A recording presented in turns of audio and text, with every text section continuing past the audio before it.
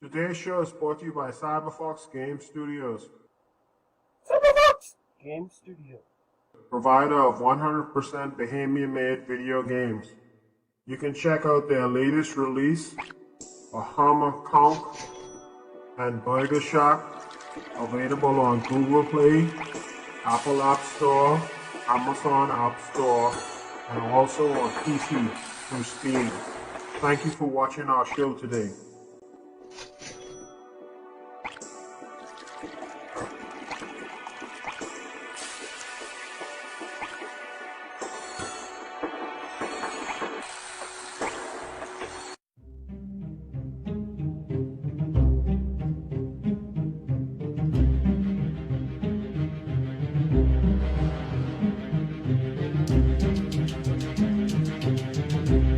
Good morning, good day, and welcome again to, this is Fayne Thompson, and I am a member of the group of Bahamians Against the World Trade Organization, and of course also the Bahamians are agitating for referendum on free trade. Many of you wonder recently why it's become so topical, this whole question of the WTO, and why this debate about where we're going to be in the next few years is so important, and how that particular conversation relates to the WTO. I am here today to try to explain our position, to show you guys basically what our thinking is and why we believe this is so important. In fact, let me begin by saying that I believe this conversation is as important as the future development of the Bahamas. It is as important as trying to determine where our children will be 20 years down the line and how that's going to affect their lives depending upon what we do. You know, it's always said that what we do affects the future. Well, I'm going to suggest this. I'll say this to you. The future is now. We have to make the decisions which are important, which will impact the way our children see themselves as we move forward. Having said that, we're going to discuss then the World Trade Organization, its history, its difficult history, and also where it has come from and why it is so important to stand up. The Bahamas is a small country, and we're going to take a break in a minute or two, but the Bahamas is a small country. We're going to introduce ourselves this way. A country which was born in 1973, essentially out of the struggle of many Bahamians, black and white, mainly black, to create a better Bahamas where all of us were inclusive, no matter and irrespective of color. That happened in 1973. And what was important about 1973 was that it created the Bahamas which put the people of this nation and this community first. Not second, not third or fourth, but first. That is to say that we were obliged as the caretakers of this nation to ensure the lives of our people, Bahamians, and our children. Now that's an important start for this conversation, because against that background was created ideas known as Bahamianization, Bahamians first, reserving certain parts of Bahamian industry for Bahamians, and I mean specifically reserving, making sure that whatever the opportunities are which take place in this country, Bahamians enjoy them first. That was the purpose of the forefathers when they crafted the Constitution which we now follow in the Commonwealth of the Bahamas, and that was the purpose of the great event which was July 10th, 1973. We're going to take a break now, but when we get back, we're going to talk about the WTO, its history, and then we're going to bring that conversation forward to why there was such a great debate going on in the country about the WTO. We'll be right back.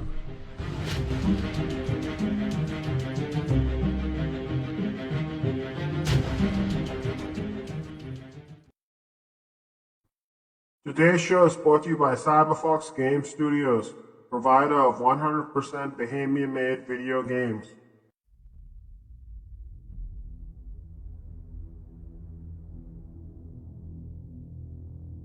Welcome back. Fayne Thompson here. Again, today is a primer, if you want to call it, on the WTO. Why some Bahamians are saying no to this WTO membership. Because, you know, many people will conclude, is it just about the institution, or is it about the institution and some of the ideas which the institution represents? And I'm going to suggest that at the end of the day, that it will be my task to show you that it's not just the institution, that the institutions which buttress and undergird the so-called organization are the ideas which we must be concerned about as we move forward. But what is the WTO? The evolution of the World Trade Organization has been particularly long.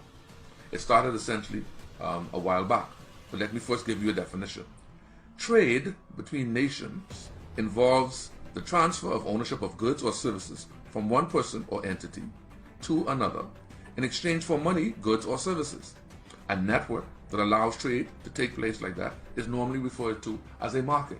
And these markets normally have certain rules which apply, and of course the rules which apply are largely affected by where, for example, these markets emerge.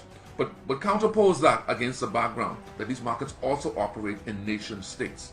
And these nation states have emerged over many, many years to protect the interests of those who live in those states. So, for example, the United States, Americans are expected to address and take care of the interests of other Americans. In the Bahamas, the same applies.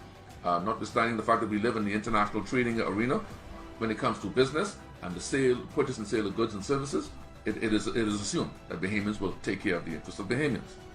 International trade is simply the import and export of goods and services across international boundaries. Goods and services that enter into a country for sale are normally called imports, and goods and services which leave the Bahamas, for example, would be called exports. That's a very important point for you to bear in mind as we go along, because many people say that the Bahamas has very little to sell. To some extent that is true, but we know that we import a great deal. Bahamians are known to be as much as to spend as much as $1 billion in South Florida every year in terms of the purchase of goods and services which we bring into the country from the United States. So we are known mainly as an importing country. That is to say, we buy goods and services outside the country. And to the extent that we sell services, it is said that we are also a country where we sell financial services, tourism is viewed as a service, etc., etc. Now, the evolution of the World Trade Organization is important. And it's important that I set the background, because important to the so-called idea of the World Trade Organization is that in 1945 the Great Second World War ended. It began essentially because of a fundamental difference of opinion between nations as to their ability to compete in the international arena in the purchase and sale of goods and services, and that led to war. Ultimately, that's the basic idea, that major trade interest, the competition to buy and sell goods, led to war, the need to dominate the world community. So you may hear the story about Hitler expanding Germany eastward to try to gobble up Eastern Europe, as it were, to bring that into the German sphere of influence so that he could control trade up and down and around Europe. Some people say that the Americans have become the new so-called superpower, the new hegemon, who insist on seeking to control the world market to address their needs. Some also mention the Chinese. This is important because the evolution of the World Trade Organization in many ways is the evolution of what we call the original trading bodies which took place, which were in existence at the end of the Second World War. Now remember, the Second World War essentially was a very difficult time, but as a result of that particular war, it was determined and agreed around the world that it was necessary to set up institutions to police and to manage conflicts between nations which dealt with trade and ultimately and unfortunately which dealt with war.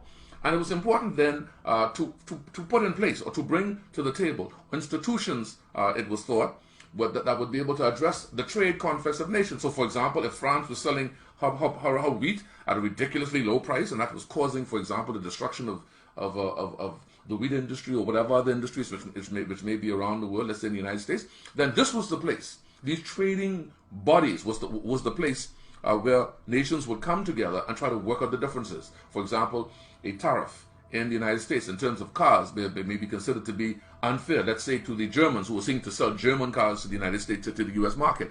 Those type conflicts, it was determined, had to be resolved by parties coming together and trying to resolve the issues without going to war.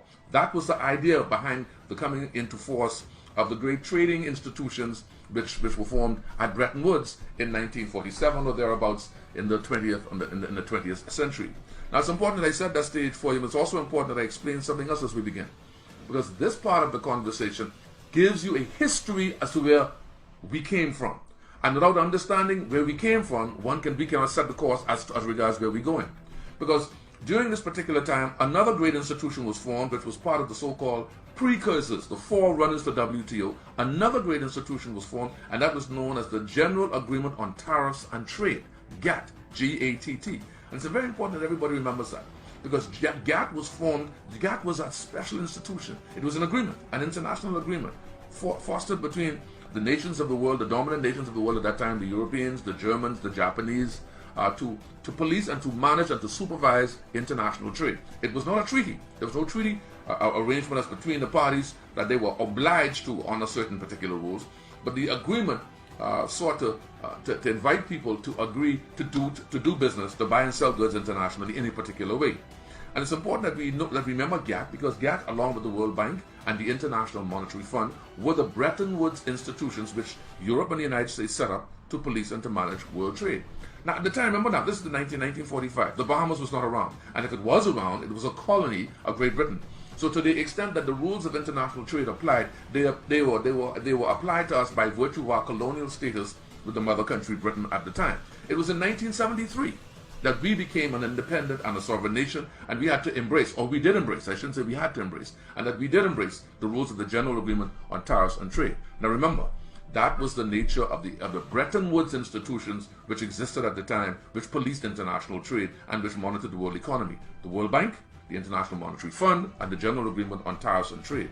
Now, it's important that some of you who find this all very, very boring because I'm mentioning so many acronyms, find a way to enjoy this. I want you to go and dig up the information that you need just to confirm what you're hearing from me today, because it's always important with all the information you have online that you assure yourself that you understand what Fayne Thompson is talking about.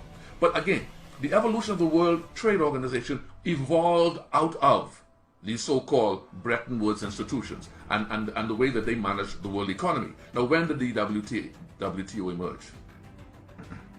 The WTO emerged in 1995. And at the time of its emergence, I think it was some 100+ countries signed on to it. But the numbers were not all that high, 150 and maybe something thereabouts. Many countries in the Caribbean signed on to it. Many countries signed on to it, and they signed on to it supposedly understanding the rules to be that it would advance the issue and the causes of their people. The Bahamas at the time did not sign onto it because it was felt that because of the nature of our economy, it was a services-oriented economy, essentially selling services, banking services, tourism services, and so forth, legal services, that we were not prepared or ready at that time to join the WTO. The difference, though, between the WTO and GATT is this, and this is the difference I want you to bear in mind. Insofar as GATT was concerned, joining GATT or acceding to the rules that GATT applied, the General Agreement on Tariffs and Trade, there was never an obligation for the government of that particular country to, as it were, submit itself to rules which were intrusive to the point where those rules told you what you could and could not do in areas of trade. I'm going to repeat that.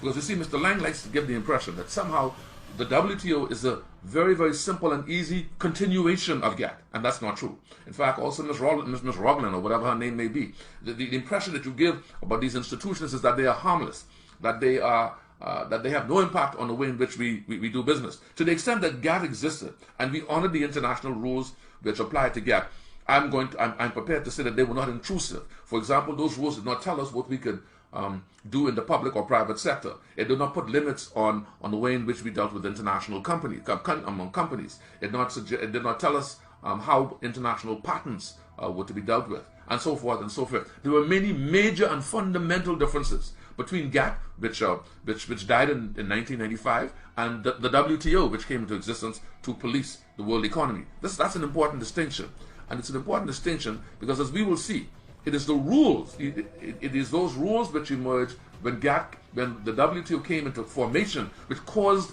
the difficulty, which even until this day are proving to be problematic for small countries. Now, why do I mention that? Because the difference between those who formed the GATT and those who joined ultimately the WTO are important. I'm going to say those differences are important. I'll give you a classic. I'll give you a typical example. One would never put, for example, a 15-year-old playing a game of basketball into the same game with, for example, LeBron James, and expect him to compete at a level equal to LeBron James. Why is that? For reasons of scale, for reasons of size, for reasons of ability, purchasing power. There is no equality in the relationship between, let's say, a LeBron James on the one hand and, for example, Fayne Jr., who wants to play basketball, etc., etc., etc. Trade in many ways is like that. Trade under GATT recognized fundamentally the differences between the power of smaller countries as opposed to the power of bigger countries to compete. That is to say, to compete in the world arena and also do business. And that was built into GATT. Fundamental rules which GATT honored were designed to bear in mind, for example, the the smaller size, let's say, of the Bahamas as opposed to the United States on the other hand, and competing in the world arena. That changed fundamentally with the World Trade Organization. The World Trade Organization came into being in 1995, and fundamental to its existence was the idea that one size fit all. That is to say, my son was deemed to be competent and able to compete in the games of life against a LeBron James, having regard for the fact that there were so many fundamental differences between my son and LeBron James. That was the so-called mantra. That is the idea behind joining and acceding to being a member of this WTO. It advances the idea that all nations on the world, having regard for the points at which, and irrespective of the points at which they may have developed in terms of their maturity, their ability to compete, were equal. That is to say, one size of development, one size of interaction on a worldwide scale must fit all. That's the fundamental difference between GATT on the one hand and the WTO on the other. Now bear in mind now, the Bahamas, when they came into existence in 1973, was a very, very immature economy. Very immature, still very, very immature. 50 years later, still immature. But immature to the extent that the only thing that we really exported, from what I understand, and from what I'm now being advised, are minimal exports in terms of crawfish, lobster tail, minimum exports from polymers, etc., etc. But essentially, the Bahamas was never, and this is important, was never a manufacturing company capable, as it were, to compete in the game of life, which is international business and commerce, with a LeBron James, who is, let's say, the United States, and compete in a way which would not overwhelm us and gobble us up and, as it were, take advantage of us. That was the whole idea, and the difference between the WTO in 1995 and all the rules of international trade which applied before 1995. Now that's important. That's very important for you guys to remember. The rules which apply do not take into account the new rules, the size, the history, or the ability of the countries who join to compete on an international world stage. Now, there's a very, very important lecturer, economist, who I want all of you to bear in mind. His name is Ha-Joon Chang, H-A-J-O-O-N-C-H-A-N-G. And he makes a very basic and simple argument. He's a very prominent and eminent economist at Cambridge University. He makes a very, very important point in this book, Kicking Away the Ladder. You can get it on Amazon. Kicking Away the Ladder. You can get it on Amazon. He makes the point that pulling the ladder, that the very formation, coming into being of the WTO, pulled the ladder away for developing countries to step up the scale of development to the point that they go from a small, underdeveloped countries to countries that can compete on the world stage. So, for example, the United States, which would have had 200, 300 years to develop its economy, its economic base, its manufacturing, and its import sectors, does not have the disadvantages, for example, let's say a Bahamas, much smaller, far less powerful, experiences in terms of joining the world community. That is to say, the infant industry argument, which is advanced by Mr. Chang, is that all countries on the planet, and it makes absolute good sense, and GATT respected this, that all countries should be allowed a period of protection to bring their industries up to the point where they can compete. So, for example, when you hear politicians say around town that certain industries are protected for behemoths, well, ultimately and essentially, in theory, that is true. But we never, but the WTO does not respect that. The WTO's mantra is that there is no need for protection once you join. It is assumed that once you join, there will be a limited period of time where the so-called protections will simply disappear. That is to say, it is assumed that your country is mature enough, strong enough to compete in an international arena where, for example, you have to go up against the massive economies of the United States, the massive economies of the Japanese, etc., etc., etc. Because bear in mind that when the WTO came into existence in 1995, all the major industrial countries of the world were members. It is said that it was formed having in mind the ability of these countries to compete with each other on the world stage, as opposed to the ability of third world countries, let's say India, China, and the Caribbean, are competing on the same world stage. It was assumed that if you were joining, you were prepared to join and accept the strictures of the rules which apply to the WTO. And we're going to talk about the rules very, very soon. We haven't gotten there yet. We're almost there. We're going to talk about the rules of the WTO, which clearly prejudice and disadvantage small countries, developing countries like the Bahamas, who are very immature industrial or economic basis. And when I say immature to the extent that it can be said that we are an importing country, but it cannot be said that we are an exporting country. In fact, if they tell you that we are an exporting country, they're telling you lies. And tell them I say so. They're telling you bald-faced lies. They talk about a small manufacturing base, and in terms of our GDP, we're talking about a drop in the bucket. We do not have a manufacturing base. All Bahamians do is sell their labor. The majority of us, hoping and praying that each day we can get that income to take care of whatever our needs are, and we are obliged, because of the nature of our economy, which is so immature, to buy goods in huge sums as opposed to buying and selling goods, which will help our economy to develop. Now, we're going to develop this particular conversation in greater detail, but I want you to bear in mind this particular concept. It's called infant industry. The infant industry argument. Again, remember the example I gave you. Little Phil on the basketball court, he's age 7, he's age 8, and he's expected to go into the game against the Los Angeles Lakers of LeBron James and to compete against James, score those points, produce and survive in that particular atmosphere. Imagine that to be a market. The little Bahamas is being asked to go into the game against the United States, against Britain, against all these major companies and all these major countries. See them as companies. And the little Bahamas is supposed to compete and survive and protect its people against the ravages of the viciousness of the international trading system. This is what the WTO brought into existence in 1995. And I don't say that to us say that the WTO by its very nature, the words WTO mean nothing. I'm suggesting to you that the very rules which they brought into place when the WTO was formed is what causes the problem for the Bahamas to join. Because if we join, then we might as well forget all the gains of majority rule. Where black people, for the first time in 1973, deemed to be treated equally as their white counterparts. And poor whites were deemed to be treated equally as rich whites and foreigners. And that is what we're talking about. Can the gains of yesteryear be maintained, having regard for the great changes that this membership will bring? That's one point. The other point is that if in fact we join this WTO, can we compete? Can our industry survive? What will happen, for example, let's say to a super value? What's going to happen, let's say, to the car companies? What's going to happen, let's say, to the various professions which rely upon the protections which we normally get and which we're entitled to have in this particular nation? Notice the United States doesn't seem to have this debate going on.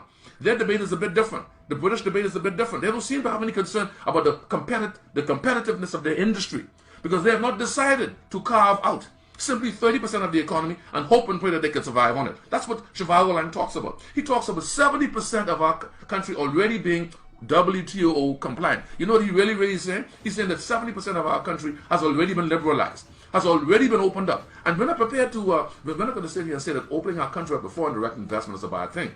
But clearly, the gains of majority rule, the gains of the protections which Bahamianization brought are being lost, and I'm going to tell you, and we're going to share with you why in a very, very short way. But again, the infant industry argument, take it very seriously. Study it.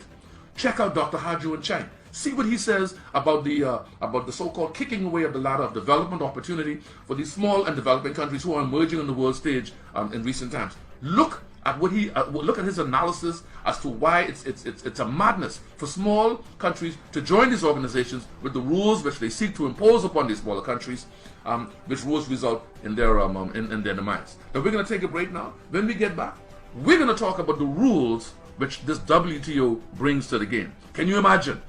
LeBron James, not only is he bigger, stronger, and faster, but when he comes to the game, he comes with boxing gloves. When he comes to the game, he comes with his crew. When he comes to the game, he comes on steroids. That is the kind of conversation we're gonna have. We're gonna be right back, and we're gonna talk about the rules of the WTO and why we, as Bahamians, must say no to this monstrosity. We'll be right back.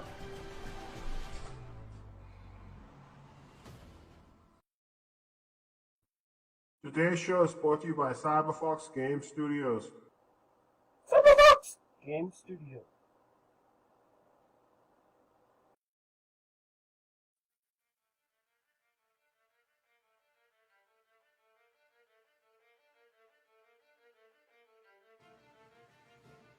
Welcome back. It is absolutely a pleasure for me to be able to speak to the Bahamian people. And when we post this particular video, we want you guys to really be concerned. Go to the website, go to the Facebook page, check us out on YouTube, try to get access to the information that I'm sharing with you here today. I want you to be just as informed as I am. I want you to be experts on it. And don't mind the words. People say it's too many big words. That's nonsense. It simply means you don't want to read. Take the time to understand what we're talking about today. Google some of these things that I've been talking about, because it's important for you to understand that moving on down the line, your children will ask the question, Mommy and Daddy, where were you when this great change took place? And where were you? What were you doing when all this was taking place? And how did we get to this place? Now, I got to the point of introducing the WTO as of 1995. And it's important that we start there, because this WTO organization came into existence at a particularly interesting time in the world economy. It came in after the presidency of Ronald Reagan, after the prime ministership of Margaret Thatcher, in a time when the predominant economic idea was that opening up the world economy was a necessity for countries supposedly to develop. Notice I said supposedly. Margaret Thatcher coined the expression, there is no alternative. TINA. There, T, is, I, no, N, alternative A. TINA, there is no alternative. There is no alternative to privatization. There is no alternative to deregulation. There's no alternative to opening up the economies of the world to, as it were, foster the development of the world economy. Well, we know after many, many years now of the WTO being in existence, because it came in existence a few short years after this position taken by Mr. Reagan and Mrs. Thatcher, we know in 2019 that opening up, so to speak, of the world economy to the great economies of the North has not taken place.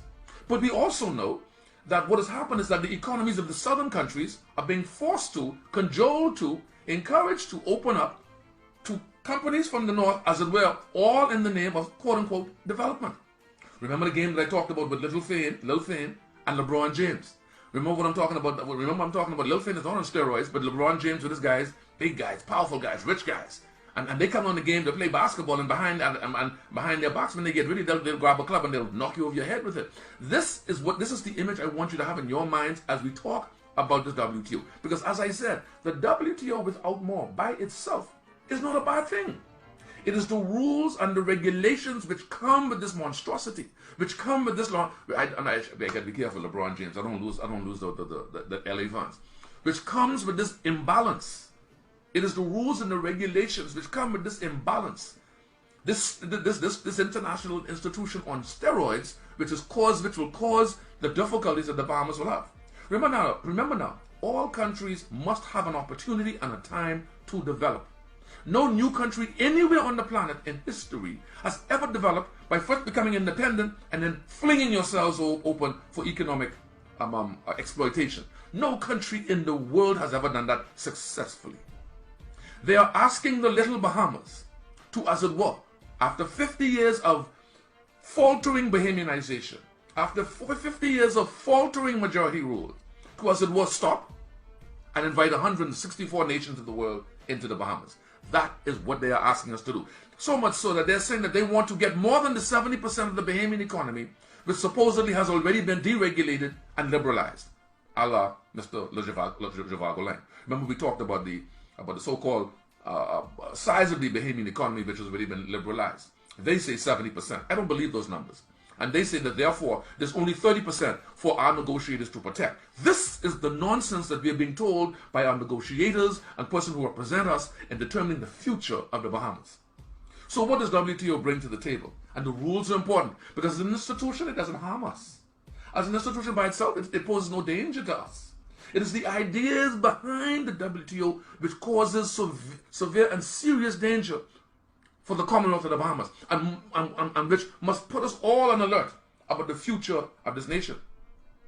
These are some of the criticisms of the WTO, and I just want to start with one. And that first one deals with the idea of free trade benefits for developed countries more than developing countries. It is argued that some developing countries need some trade protection to be able to develop new industries. This is important to be able to diversify their economies. It is known as the infant industry argument. I want everyone to pay attention to that. The infant industry argument. Many developed economies are used a degree of tariff protection, duty protection, and so forth in the development phase.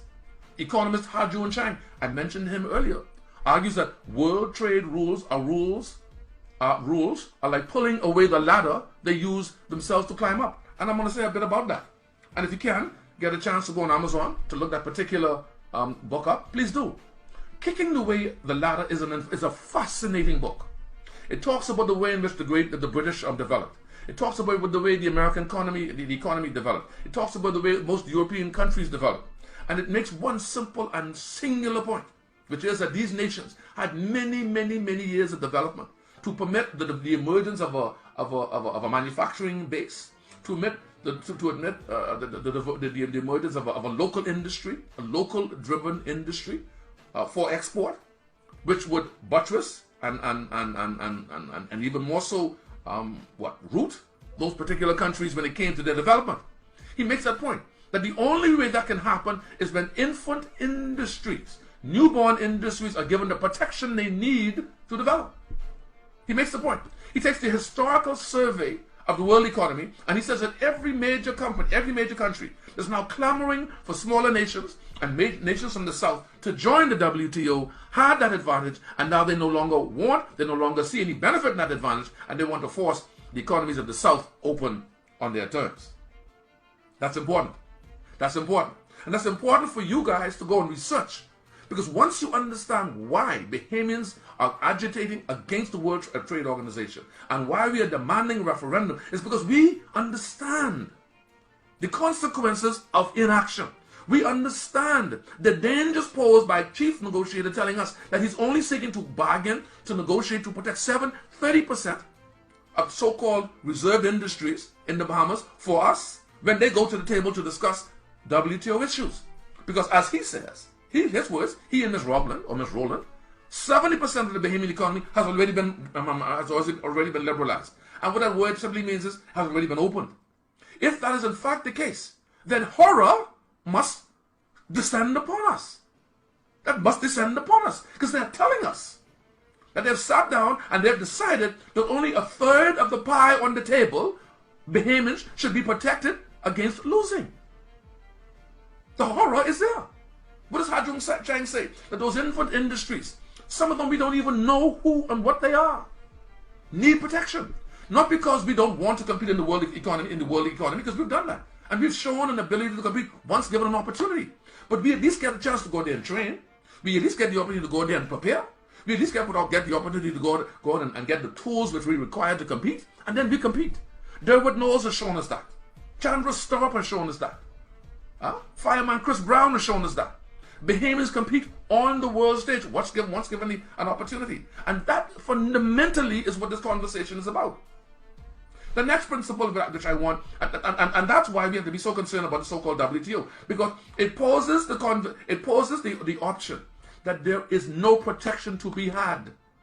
Because after a few years, even the so-called reservations for that limited part of the Bahamian economy must go by the wayside. Ladies and gentlemen, brothers and sisters, there are no protections which are going by the wayside for the major and big countries of this world. None. None.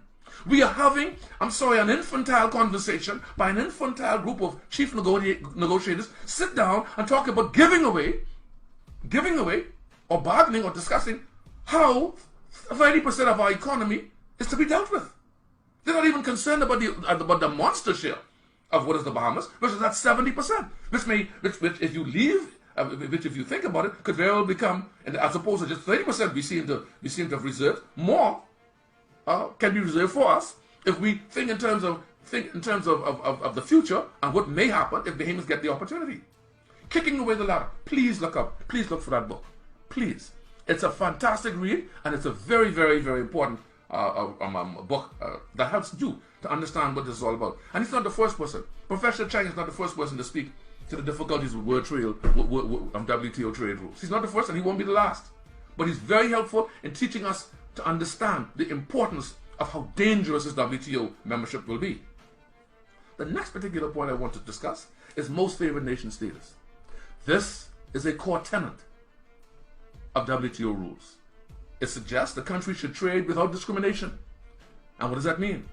Most favored nation status means that if a company comes into the Bahamas as a local firm, it has every right to be treated on the same level and on the same basis as Bahamians, local contractors. Bahamians and or otherwise. So that's to say a Swede, a German, a Haitian, an American should have the same rights, privileges, and obligations as a Bahamian firm. It is argued that this gives so-called an unfair advantage to it gives an unfair advantage to multinational companies. Why is that? And can have costs for local firms and the right for developing economies to favor their own emerging industries. But I think common sense tells us that must be true. And let me give you a practical example. Once given a chance, Bahamians compete. We've accepted that. Once given the opportunity to have access to capital, to start and run businesses, we compete. We've shown that.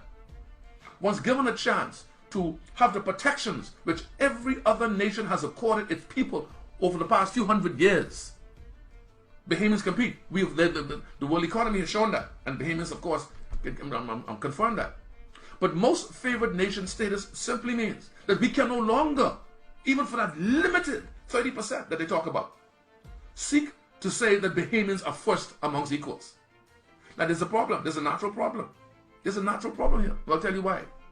Article 52 of the Constitution says something which is very interesting.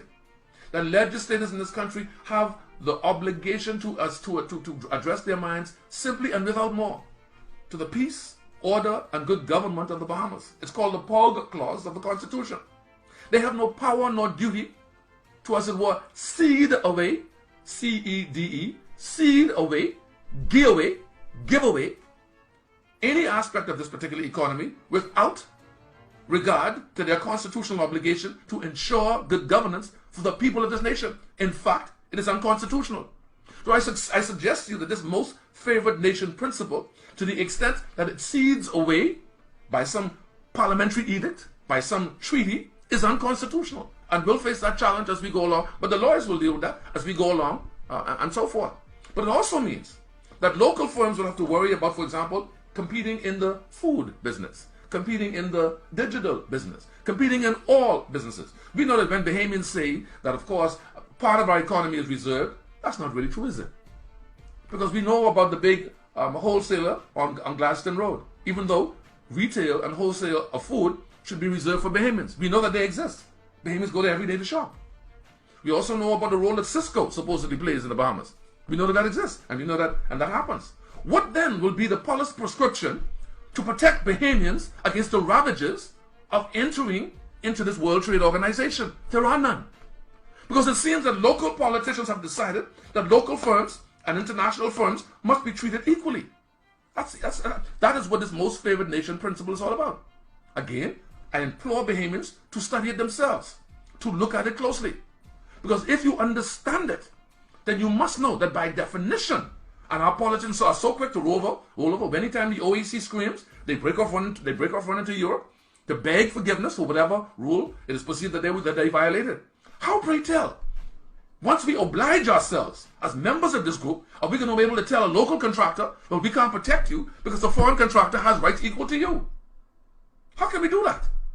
How can we tell, for example, Rupert Roberts' business that you have a right to compete on the same level as this foreign firm? Because as a result of our membership in WTO, there was no difference between you and them. What then was 1973 all about? So the very principle upon which WTO rules are established will not benefit the Bahamas. To get that point. And you have to understand that point. And if you don't understand that point, if you don't believe me, go somewhere else and do your own studying. I implore you to do your own studying. Because Bahamians against WTO, we have studied this. Bahamians agitating for a referendum on free trade, we have studied this.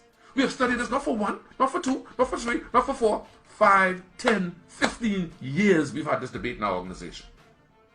We have been prepared for this great debate in the Bahamas. So we come to you prepared to make the point that Bahamians must now step up to the gates because the hordes are coming. The next point that we must look at is this failure to reduce tariffs on agriculture. Even agriculture is not protected. Free trade is not equally sought across different industries. Both the US and the EU retain high tariffs on agriculture, and this hurts farmers and developing economies who face tariff protection. So, for example, if we have tariffs which presently protect our nascent, our newborn fishing industry, our farming industry, those tariffs must go by the wayside. Must go by the wayside to facilitate the entry into the economy of firms from abroad. both the US and EU, interestingly though, however, to this day, retain high tariffs on agriculture, which we in the Bahamas will not be allowed to retain. What are we joining this institution for? It is the rules that surround this particular institution which makes it so frightening. So again, we're supposed to go into this court and play a game against LeBron James and beat him, and he's 10 times bigger, stronger, more aggressive, and faster than we are. The little guys from somewhere in the valley. I don't know, the little league. That's what this is all about. This is very important. Equally, it is said that other developing countries who specialize in primary products, for example, agricultural products, need to diversify into other sectors. To diversify, they may need some tariff protection, at least in the short term. Remember the argument that we made about newborn industries? At least in the short term. We know that BAMSI has been a new project which the Bahamian government has taken on. How will BAMSI fare in a liberalized economy which must compete with the big companies coming in, let's say basically just the farm products, food, agricultural products, fish, and so forth. Some major Chinese or American firm comes in and they want to go into the business. What then does that mean for our people? Remember I said, many of the existing industrialized nations use tariff protections and various protections to develop. This particular membership in 2019 is saying to the Bahamas, you have no such option. Therefore, the WTO has justifiably been criticized for being unfair and ignoring the needs of the Bahamas. Equal in the question of free trade and the environment. 2 more points, 3 more, and then we can close up. Diversification, the environment, free trade ignores cultural and social factors. The WTO is criticized as being undemocratic. Arguably, developing countries who specialize in primary products, we've discussed it. So free trade has often ignored environmental concerns. We live in a particularly vulnerable part of the world, where hurricanes come every year, where there's tidal surge increase, where all sorts of things affect our environment. We remember the experience of Oban, who now has purportedly tried to sign an agreement where they took no responsibility for polluting the area that they supposedly wanted to develop. Free trade rules now suggest that even in instances where a government seeks to step in to stop, let's say, an Oban from destroying the environment, that they're limited in what they can do in terms of slowing Oban down or stopping them. Because if Oban files an action before, let's say, the WTO tribunals, that particular action by the government is costing them in terms of profits, we are obliged to pay up to Oban. That is one of the serious concerns which comes with joining the WTO. Because what they do is they turn on their back the whole idea of corporate responsibility. Because anything that you may do to slow a big major company down from destroying the environment or minimizing environmental protections may be seen as barriers in restraint of trade under WTO rules. Therefore, then, obliging the Bahamas to, as it were, stop protecting the Bahamian people against these abuses and allowing these companies to do as they wish. That is the philosophy, people, of the WTO. So again, as I said earlier, the WTO by itself, without more, is fine. The WTO's rules are clearly unfair and devastating and dangerous. In an era of global warming and potential environmental disaster, let's go back to it. Increasing GDP may be the least important thing, especially if in fact the environment is being destroyed. Arguably, the WTO should be made to do more to promote environmental considerations. We are saying, before we join, we should demand these considerations. We should demand these reservations, because in the absence of getting these reservations, in the absence of getting these assurances, we cannot join. We also know that there are certain concerns which the WTO causes when it comes to cultural diversity and the issues of many. I'm not going to go over those. I'm going to deal with one, though, which is very, very important. The WTO is undemocratic. Ladies and gentlemen, as a trained lawyer, and as a barrister many years, I have come to the conclusion that there are times when Bahamians when they get an opportunity to sit around or play with some European, some foreigner, they tend to lose sense of who they are. And I submit it must be the case that this is what is happening with this WTO conversation. Because clearly, the WTO does not even pretend when it suggests that we must, that we are obliged in instances where the disputes arise with local firms under the WTO arrangement, and for example, with foreign countries, that we must submit ourselves and our disputes to a WTO court I want you to hear me now. A WTO court. Now, our Constitution is very clear that justice derives of the Supreme Court, justice derives of our laws, justice derives of the obligation by parliamentarians to provide for the peace, order, and good governance of the Commonwealth of the Bahamas for our people.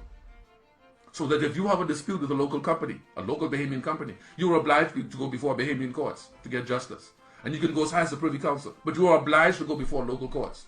This WTO, for the first time, unlike GATT has never anticipated this, speaks to binding litigation before a WTO court which sits in Brussels.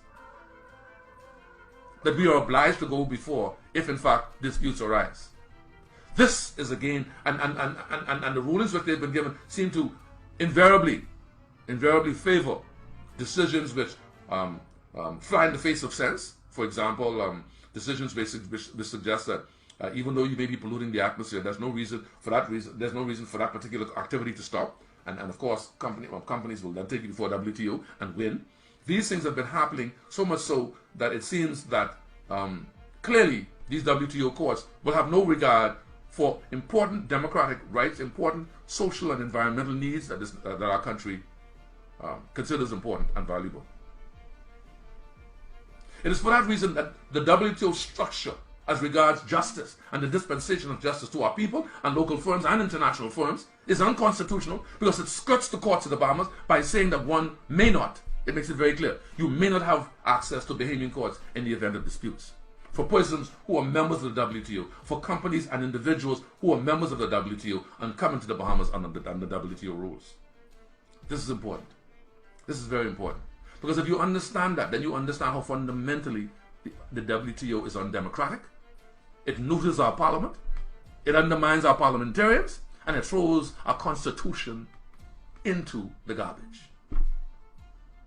So our evaluation is clear. Bahamians against the WTO call upon the powers that be to have a genuine conversation about this WTO. We're prepared to address you at any place, at any time. Not just me, because we have in our groups who are economists, persons who have studied this particular issue, persons who are prepared to sit down and have the serious conversation that must be had. But do not bring us novices who do not understand, for example, the politically, economic, and the democratic consequences of WTO membership. This is the great moment in our time.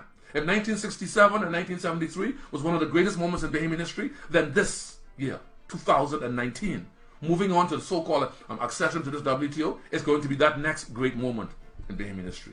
If we fail to have this conversation, we will fail to protect our children. If we fail to have this conversation, we will allow corruption in politics to sell this country out. For what? Not even a bowl of porridge. Not even a bowl of porridge.